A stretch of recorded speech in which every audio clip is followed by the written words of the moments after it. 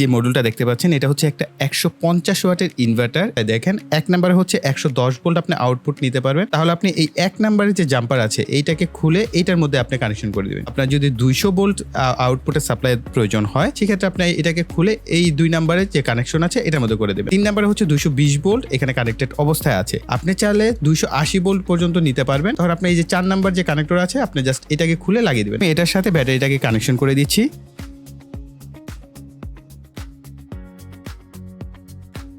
এই 60 ওয়াটের একটা বাতি আমরা এখানে কানেকশন দিই। আমরা যদি এইখানে এইটাকে প্রথমে দেই, এই যে দেখতে পাচ্ছেন 60 ওয়াটের বাতি কিন্তু একদম প্রপারলি জ্বলছে এবং ঠিকঠাক মতোই জ্বলছে। 100 ওয়াটের একটা বাতি দিয়ে দেখি, এটা হচ্ছে 100 ওয়াটের বাতি। আচ্ছা, এটা বাতিটা ভালো আছে কিনা দেখা যাক।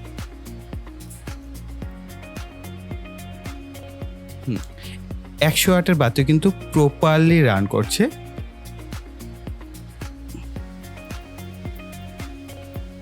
প্রথমে আমরা 60 ওয়াটের বাতিটাকে দিচ্ছি, তো দেখতেই পাচ্ছেন এটা ঠিকঠাক মতো রান করছে। এখন আমরা এইখানে 100 ওয়াটের বাতিটাকে দেই। 160 ওয়াট কিন্তু এখন আমাদের চলছে। তো আমরা 100 ওয়াটের বাতি আপাতত বন্ধ, 60 ওয়াটের বাতিও বন্ধ। এটা 100 ওয়াট দিব। 100 ওয়াট কিন্তু এগুলো 100 ওয়াটের বেশি হয়, এটা আপনারা অনেকেই জানেন। তো আমরা প্রথমে 100 ওয়াট অ্যান্ড অ্যানাদার 100 ওয়াট। দেখা যাক এই 200 ওয়াট সে রান করতে পারছে প্রপারলি। 200 ওয়াট বাতি জ্বলছে। দেখেন এটা ইনভার্টার কত 150 ওয়াটের, 200 ওয়াট রান করছে। তো আমি এইটাকে আর ফোর্স দিতে চাচ্ছি না, যদিও হয়তো বা এটা ফোর্স নিতে পারবে, তারপর আমি এটাকে আর কোনো ফোর্স দিচ্ছি না।